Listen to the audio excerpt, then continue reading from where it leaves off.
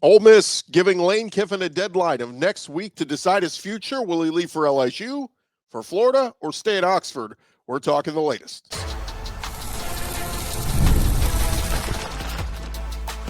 You are Locked On SEC, your daily podcast on the Southeastern Conference.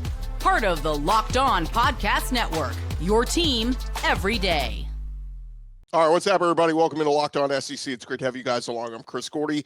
Thanks for making Locked On SEC your first listen every day. Shout out to our everydayers, part of the Locked On Podcast Network, now the #1 sports podcast network. And, of course, you can check us out free each and every day on the Gulf Coast Sports and Entertainment Network, broadcasting across Alabama, Louisiana, Mississippi, and for free on YouTube and wherever you get your podcasts. I am Chris Gordy, and we're going to be talking the latest on Lane Kiffin today. I want to remind you, today's episode is brought to you by FanDuel. Right now, new customers can bet just $5. If your bet wins, you'll get $300 in bonus bets to use across the app. Download the FanDuel app today. All right, what is the latest on Lane Kiffin and where he will be coaching in 2026? Well, Pete Nakos of On3 Sports reporting that Ole Miss is reportedly looking for clarity this week about Lane Kiffin's future with the Rebels. And, of course, LSU and Florida, both high-profile jobs with vacant head coaching positions, and both very much in the discussion for Lane Kiffin. Kiffin has been discussed as a candidate at both those schools. Meanwhile, he is on the cusp of leading Ole Miss to their first-ever college football playoff berth. Pete Nakos of On3 says things have escalated. According to reports, members of Kiffin's family visited Gainesville on Sunday, and then additional reports that he was in family members were in Baton Rouge on Monday. The Advocate's Wilson Alexander reporting that LSU arranged for members of Kiffin's family to fly from Oxford to Baton Rouge. And look, there's no clarity here on which job he would prefer if he were to leave. After the game on Saturday night, Lane Kiffin asked multiple times about it. Kiffin saying, quote, "I love what we're doing here. Today was awesome. I don't talk about that stuff. Really, to even talk about it right now would be disrespectful to our players and how well they played today." NOLA.com, their report on Monday. Ole Miss coach Lane Kiffin, a top target for LSU. And LSU officials arranged for a private plane to pick up members of his family Monday morning in Oxford and flew them to Baton Rouge to tour the city all day. Kiffin also a top target at Florida, as they confirmed as well, according to multiple reports. And Ole Miss, of course, trying to do everything they can to keep him in Oxford. Of course, the timing of all this is Ole Miss has an open date this week. So they got one game left in the season. That's the Egg Bowl against Mississippi State next week. And right now they're just trying to, they're basically saying, we got to make a decision here. We got to have an idea of what's happening moving forward the rest of this season, like who's going to coach in the Egg Bowl if you're leaving and all this. So Ole Miss, they come out and they say, look, we're giving Lane an ultimatum to decide his future before that Egg Bowl game coming up on November 28th. That is just 10 days away. This is from reports from The Athletic. They say, again, they confirm, a source confirmed, LSU sent a private plane for Kiffin's family. Lane was not on either trip. I want to make that clear. He's not, even though it's an off week, he's not taking little trips to Gainesville or Baton Rouge. He's letting the family go do that.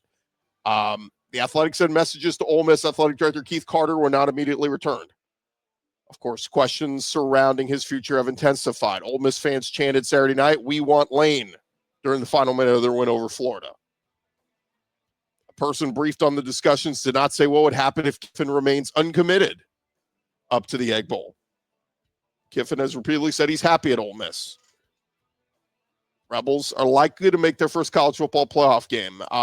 There were some internet rumors, some reports out there that Lane, if he were to leave or make it known to Ole Miss that he's going to leave, they would basically, in few words or not, kick him to the curb. Like, just get him out. If you're leaving, leave now. We're going to have an interim take over the rest of the way for us. Whether it be Joe Judge on the staff, I don't know. I mean, they could promote the OC, the DC as interim. We'll cross that bridge if we get there. Paul Feinbaum on Monday appearing on SportsCenter. He said, well, what is going on is Lane Kiffin is not stopping all the speculation. It's pretty easy to do. We've seen it before. All he's got to simply do is say, I'm staying at Ole Miss. And the school announces an extension, even though they've done that a couple of times now, and it's over. And that really is an interesting part here. He said, I talked about with Matthew Berry on his podcast. I think we both believe that Lane Kiffin wants to go to Florida. The problem is the playoff. Could he possibly walk out? The Florida thing is interesting. On3's Gators Online reported Monday that multiple members of Kiffin's staff expect him to accept the Florida job if it's formally offered. One rumor out there even suggested that Kiffin has spoken with Steve Spurrier, the legendary coach, who, of course, the reason why he wears a visor. Spurrier made an appearance on another duly noted podcast on Monday, and he said he thinks Florida is, quote, a long way from making a hire. He said, I know Lane Kiffin and I know Eli Drinkwitz. Obviously, either of those guys would be worked out, but it's a long way from whoever we're going to get as the next Florida coach, in my opinion, right now. He said, and that's what I've talked about with Florida Athletic Director Scott Strickland a little bit. He said the same thing, that it's just a long way away. So, like we said, trip to Baton Rouge, a trip to Gainesville, and on Sunday, CBS Sports even confirming both those trips and that the Gators and the Tigers are going after him. Well, how about an extra wrinkle in here for the LSU side? Footballscoop.com reporting that LSU's offer to Lane Kiffin would top Kirby Smart's current deal. Lane Kiffin, they would make him the highest paid coach in college football. Kirby Smart, currently the highest paid football coach. LSU's new athletic director, Verge Osbury, new president, Wade Roos, and even the governor of Louisiana, Jeff Landry, reportedly are all signed off on that they're willing to go top dollar, make him the highest paid coach. And again, Football Scoop saying that LSU still considers retired Alabama coach Nick Saban as the dream hire they could get, but that Kiffin would be a home run hire. Kirby Smart reportedly set to haul in $13.2 million in Athens this season, including potential bonuses. That was a 10-year, $130 million contract. Kiffin is set to earn $9 million this year coaching the Rebels. So, again, it seems to be a two-horse race between LSU and Florida, and then ultimately Lane could just pull out all this and say, I'm staying in Oxford. It is the wildest. That's the latest. That's where we are right now. Things can change by the day. He could pull out of all this tomorrow and say, I'm staying in Oxford. But talking to people who are close to both Florida and LSU the last 24, 48 hours, both of them believe it's a done deal. Like, there are folks on the LSU side who think it's a done deal. He's coming to Baton Rouge. There are folks on the Florida side who think it's a done deal. He's coming to Gainesville. Just to add a little extra wrinkle here, Lane Kiffin, if it doesn't work out with LSU, where does LSU go? Well, their latest report from Scott Rabelais from the Baton Rouge Advocate there in Baton Rouge, the two names he threw out there are John Sumrall at Tulane and Eli Drinkwitz at Mizzou. He said those are the two names to consider right now. He noted the interesting dynamic of LSU potentially hiring a coach already in the state of Louisiana. They passed on Billy Napier during their last coaching search. He went from ULL to Florida. Of course, Sumrall is in the state at Tulane. Would some people look down on LSU hiring the Tulane head coach? But Eli Drinkwitz is another one. It's very interesting, right? Has had great success there at Missouri. I mean, he's got the best running back in the country right now, Ahmad Hardy. And I think Eli Drinkwitz would be a good hire for either LSU or Florida. Look at what he's done at Mizzou. You give him even more resources at either of those schools, I think he can win a lot. So here's the funny part is if Lane does go to LSU or Florida, the consolation prize, if the school who doesn't get Lane gets Drink, that's a win. Like, I think both LSU and Florida would hit home runs there. But then we got two more openings. We got to fill Ole Miss. We got to fill Mizzou. So where do they go? So it's just this coaching carousel is not slowing down anytime soon. However, we do have one domino off the table. Former Penn State head coach James Franklin is being hired as the next head coach of Virginia Tech, according to, it was on 3. And then, of course, he was introduced yesterday as the new coach, putting out a statement saying, "I'm honored and humbled to join the Hokie family. My vision is simple: to restore unmatched excellence, to build something that lasts, and serve this university and the Commonwealth of Virginia for our amazing fans." So James Franklin's off the table. If we had him to Arkansas, if we had him to Auburn, whatever, that's out the window. Auburn's a whole other thing to consider, because a few days ago, John Sumrall was the favorite to go to Auburn. So if he goes to LSU, that takes him off the table. Then where does Auburn go? So you see how this whole thing, the dominoes just continue to trickle and fall. But that's the latest. So Lane Kiffin sending family to Gainesville, wife and kids, ex-wife, whatever, kids going to Baton Rouge. And you got to think, here's the funny thing. They say go to tour the city.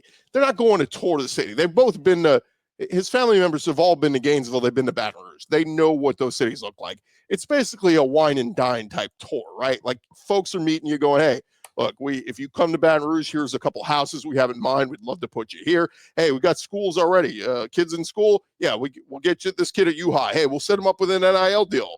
Knox, sound great? Like it's all that kind of stuff behind the scenes that would be going down. Again, it's not even Lane is doing anything. He's just, I think, doing his due diligence. And some people are looking at this and looking at Ole Miss saying, you guys, are you putting pressure on him saying we need a decision now? Well, I think it's fair on Ole Miss. They got to know. They can't let this thing roll out. And I think for LSU and Florida's sake, I think LSU said publicly, we're willing to wait through the playoff. I don't think you can wait through the playoff. And I think Ole Miss is saying, we're not about to let this dude take us to the playoff. We lose in the first or second round, whatever, in January, and then he jumps ship, and then we're stuck at the altar looking for our next head coach in January, where so many of these other coaching carousels have already ended and they've hired their next head coach. So that's what makes this thing difficult, with signing day in December, portal in January, and then head coach, in the playoff coaching into January. It's the timetable does not set up, and it does make sense. As crazy and absurd as it seems, it feels like Lane Kiffin would have to leave Ole Miss and not coach them in the playoff if he decides to go to LSU or Florida. And that's where we are. Thank you guys for making Locked On SEC your first listen every day. Coming up next, we will continue the conversation with more updates around the SEC. Hey, first, a message from our friends over at FanDuel. The NBA, of course, is hot and rolling. No better place to get in on the action than with FanDuel, the official sports betting partner of the NBA. Even if you miss the start of a game, you want to jump in on who's the hot team tonight or a big underdog, whatever it is. FanDuel, they got live bets on everything from who will score next to fourth quarter comebacks. Plus, you can even combine your live bets into a same-game parlay for a shot at an even bigger payout. It keeps every game exciting, especially when your team is making that late push. And right now, FanDuel is giving new customers $300 in bonus bets when your first $5 bet wins. So head to FanDuel.com, get signed up, play your game with FanDuel. They are the official sports betting partner of the NBA, and they got all the college action, the pro action, whatever you want to get in on, they have got it for you at FanDuel. Take advantage of it. If you've never played FanDuel before, check them out, FanDuel.com. Joining us now to hash out some of the craziness in the Lane Kiffin saga is our buddy Steven Willis, host of Locked On Ole Miss. And Steven, we just ran through the latest here on the show. Give me just your reaction to where we are the last 48 to 72 hours of craziness. It's nuts to think about, because Ole Miss beat Florida and you thought, hey, the playoffs are secured, all of this, everything is good. There's no way all of this stuff can be put behind us.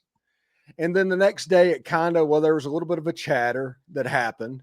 And then today, everything broke loose. I mean, the Kiffin family is publicly taking basically job interview visits to all these different towns for schools, stuff that coaches never do. You never see publicly this going on, which makes me think it's a little bit intentional, if we're going to be completely honest. And then you have the fact that Ole Miss gave the ultimatum to Lane Kiffin that they gave him. And it's true, they gave him an ultimatum.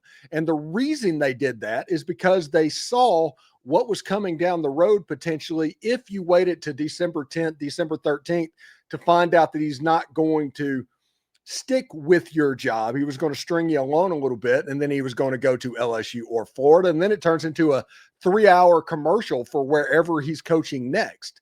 That's kind of the whole thing. Whenever your next head coach is coaching at a G5 level or something like that, everybody's like, hey, watch him. And it's like if Ole Miss figured out that Tommy Tuberville was planning what he was planning 2 weeks before he went, is what happened. So Ole Miss put an ultimatum on him because they were not going to be in a situation where another conference member can benefit off of the success of their season. And so they got the ultimatum. And shortly after that, it just appears that Lane Kiffin went scorched earth. I mean, he's going after boosters on Twitter. He's doing all kinds of weird stuff. It just became a very bizarre situation to the point where I think it passed untenable like 24 hours ago, and who knows where it's at now.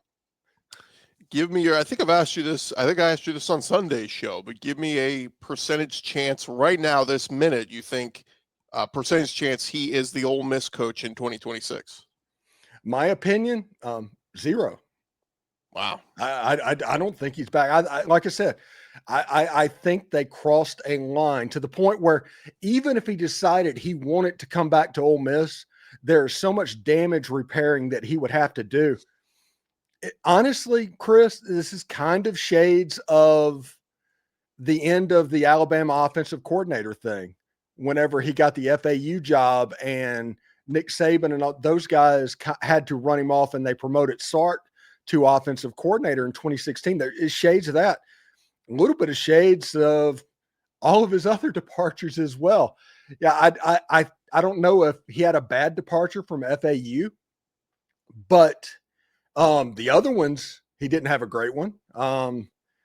It's just weird, man. Well, I'll even go back to 2016 when Lane Kiffin, or when Ed Ogeron was the interim at LSU and he was trying to make his pitch for the full-time gig.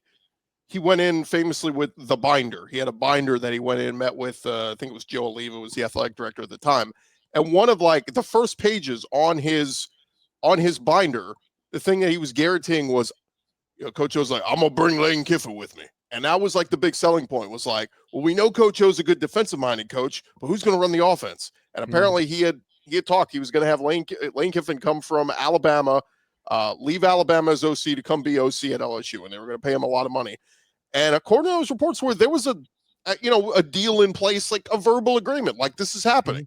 And then Saban found out about it and said, no, you're not going to our rival in the SEC West to go coach against me. I'm going to get you a head coaching job. But the point being was there was kind of an agreement. Yeah, he's coming. And then he wasn't. So it is kind of this weird thing with Lane. You never know with him. Yeah. The thing you have to pay attention to, because during the Auburn search in 2022, he started trolling Ole Miss fans during that. And then famously he backed out of it. This year he started after the Florida game doing the similar type stuff. And the ultimatum came. And ironically, if we're going to be honest about it, that is probably the one time in 6 years they've told Lane Kiffin that he could not do what he wanted to do. And what came from that is his equivalent at Ole Miss of kicking the 76-yard field goal potentially, going out there and publicly visiting other spots and getting into Twitter conflicts with boosters. And it was just a bad look. And the sad thing about it is this is the best Ole Miss football team of my lifetime, following what was going on. This team was going to make the playoffs, or is going to make the playoffs potentially, and potentially make a run. But that all got thrown away so we can go somewhere else and build them up and take them to a playoff and make a run potentially. It's weird because I thought this playoff was going to be a big deal, and it just got tossed away. It's bizarre, man. So let's say he tells them in the next week, I'm leaving, and Ole Miss says, well, there's the door. If you're leaving, leave now. We don't want you here. How do they move forward? Who coaches the Egg Bowl? Who coaches the playoffs? How do they keep this thing together? I think they have a plan in place without Lane Kiffin where Joe Judge becomes the head coach for Ole Miss, which ironically is a Mississippi State grad, which that in the Egg Bowl would be hilarious in itself. But then Pete Golding and Charlie Weiss Jr. could do their normal thing. In the offseason, they're going to hire another coach.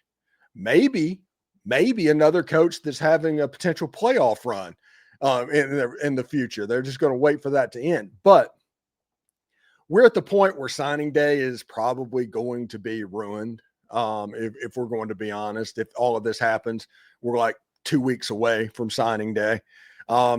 Save it and get it together for the transfer portal and figure out what's going on. It's weird, man. It's pretty much a hard place to be at right now. Is there any world where he tells Ole Miss, like, let's just say hypothetically, he tells LSU or Florida, hey, I'm coming, and then tells Ole Miss, no, we're good. Like, I mean, I don't know what Ole Miss could hold him to this November 28th deadline. Like, because I even think even the story in The Athletic said, like, how do they hold him to that deadline? If he just goes, no, guys, I'm good. We're going to keep coaching. Like, how do they hold him to that deadline? They take him off the field, move him to janitorial services in the Manning Center. You know, he might be a $10 million janitor starting there, but take away the on-field and the ability to be the head coach and the title or whatever. Lane Kiffin will at that point move on because he's not going on. But, you know, heck, you look at what they did with Brian Kelly and everything, and then 2 weeks later, they're like, wait a second, he didn't fire him. Now we're firing him. So if they want to figure something out, that they will be able to do that. But I guess what I'm saying is, what if he tells Ole Miss what they want to hear, but behind closed doors, he's telling LSU or Florida, I'm coming? Well, the problem will be if something gets signed or something gets done, because if not, you just get the verbal agreement that we talked about earlier, to where there's a chance you could get absolutely burned. Let's say Ole Miss wins 2 or 3 playoff games and you get the emotional high. All of a sudden it's January 14th. You don't have a football coach and Lane's not a possibility. I don't think that anybody is going to be willing to do that and view it as untenable. Listen, Ole Miss putting an ultimatum on this probably doesn't happen unless Florida and LSU are doing exactly the same thing. I think there's a time limit on everybody's offer so they can figure out what's going on, because they know that if you just take his word of what's going on, he's going to be whimsical and move it around from time to time. I think Ole Miss would be all right, but like I said, it's kind of an emotional thing for especially the fan base and what's going on right now, especially the not knowing how it will play out. I mean, we have a good idea. We understand a little bit where it's headed, but it's not there yet. It'll be interesting to see, honestly.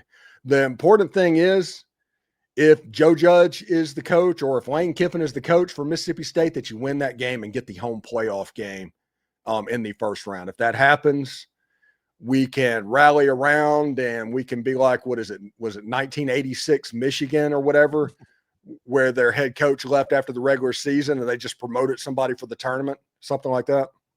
Can Charlie Weiss Jr. and Pete Golding lead a team to a championship as just the primary guys? Yeah, I think they could because they all seen it. And then you have Joe Judge doing the game management stuff. He's got NFL experience doing that. So being the head coach, making the decisions of where to kick field goals and punt and go for it and all of that stuff, he should be able to do that. Charlie Weiss Jr. has had it quietly a very good year this year. I know everybody likes to bag on him a little bit and give Lane all the credit for everything that goes good and give Charlie Weiss the blame for everything that goes bad, but Charlie Weiss Jr. has been pretty good this year. Last thing real quick, if Lane does indeed leave and this thing falls apart, who's the name at the top of your list? John Sumrall from Tulane. Terrific head coach, won 10 games all 4 years. Well, if he wins his last 2 games this year, it'll be all 4 years. And he's done it at 2 different schools. I mean, coach that wins 10 games a year at the G5 level, that worked last time. Try it again. Do you get into a bidding war with Auburn? I mean, it's just like the coaching carousel just doesn't end. It's insane. Steven, appreciate the time, man. You guys keep it locked on Ole Miss. He'll have all the latest there throughout the week with the Lane Kiffin drama. Appreciate it, man. All right. Appreciate it, man. All right, more to come here on Locked On SEC.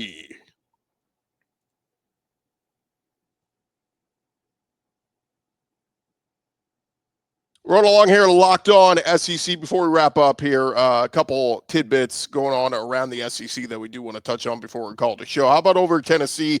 Tennessee fans expected Boo Carter when they got him to develop into one of their big star defensive players. Came off a strong freshman year, but when this season started, obviously there was a lot of offseason fodder of being at odds with the program, and now he is officially entering the transfer portal. Boo Carter was not going to play versus New Mexico State for disciplinary reasons this past Saturday. Did not show up to the Vols game against the Aggies. He was reportedly expected to attend and watch from the sideline and not suit up. And Josh Heupel saying, look, I'm not regretful. At the end of the day, it's our job as coaches to try to mold these guys. Sometimes it works out, sometimes it doesn't. At the end of the day, we are moving forward. So you add Boo Carter to the list of Nico Iamaleava gone, and now Boo Carter gone from Tennessee. Carter writing on social media, I'd like to take this opportunity to thank the University of Tennessee coaches, administrators, and fans for a wonderful 2 years. Unfortunately, my season has been cut short due to injury. I've decided to enter the transfer portal and excited for the opportunities moving forward. So we'll see what happens there. How about over at LSU? They are giving a couple updates on some key injuries over there. As Frank Wilson spoke with the media on Monday, he said, it was asked if all SEC linebacker Whit Weeks is done for the season. He said, I would hope he will make a return. He makes us better, respectful understanding of his injury and his impact on his future. If there's a possibility he could still play this season, he will do so. How about Garrett Nussmeier? On Monday, Frank Wilson was mum on Nussmeier's availability against Western Kentucky this week. He said, I know he wants to be out there, but we will defer to our doctors and trainers. I don't have those answers as of yet. There we go. That is it for Locked On SEC. Remember to subscribe. I'm Chris Gordy. Have a great day, everybody. We'll talk to you guys tomorrow.